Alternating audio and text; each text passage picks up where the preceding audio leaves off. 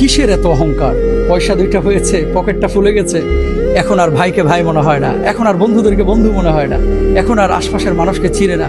এমন অসংখ্য মানুষ আপনারা পাবেন। দেখেন, আপনার পেটের মধ্যে কিছু মলমূত্র আছে, এত দুর্গন্ধ যেটা রাস্তার কুকুরও পছন্দ করে না। আপনার শরীরের মধ্যে যে রক্তটা আছে, সেই রক্ত কিন্তু আমার শরীরের মধ্যেও আছে। আপনার যে হৃৎপিণ্ড আছে, সেই হৃৎপিণ্ড কিন্তু আমার মধ্যেও আছে। অহংকার করেন না, অহংকার করেন না। অহংকার যদি করেন, সমস্ত আমলগুলো বিনাশ হয়ে যাবে। যেমনইভাবে আগুন লাকড়িকে পুড়িয়ে দেয়, তদ্রূপভাবে অহংকার মানুষের আমলকে ধ্বংস করে দেয়। এই জন্য প্লিজ, আল্লাহ তাআলা নিয়ামত দিয়েছেন, শুকরিয়া আদায় করেন। অহংকার তাকাব্বুরে আমরা করি না, করবও না, চেষ্টাও করব না ইনশাআল্লাহ। কিসের এত অহংকার?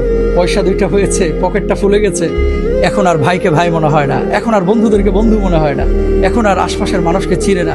এমন অসংখ্য মানুষ আপনারা পাবেন। দেখেন, আপনার পেটের মধ্যে কিছু মলমূত্র আছে, এত দুর্গন্ধ যেটা রাস্তার কুকুরও পছন্দ করে না। আপনার শরীরের মধ্যে যে রক্তটা আছে, সেই রক্ত কিন্তু আমার শরীরের মধ্যেও আছে। আপনার যে হৃৎপিণ্ড আছে, সেই হৃৎপিণ্ড কিন্তু আমার মধ্যেও আছে। অহংকার করেন না, অহংকার করেন না। অহংকার যদি করেন, সমস্ত আমলগুলো বিনাশ হয়ে যাবে। যেমনইভাবে আগুন লাকড়িকে পুড়িয়ে দেয়, তদ্রূপভাবে অহংকার মানুষের আমলকে ধ্বংস করে দেয়। এই জন্য প্লিজ, আল্লাহ তাআলা নিয়ামত দিয়েছেন।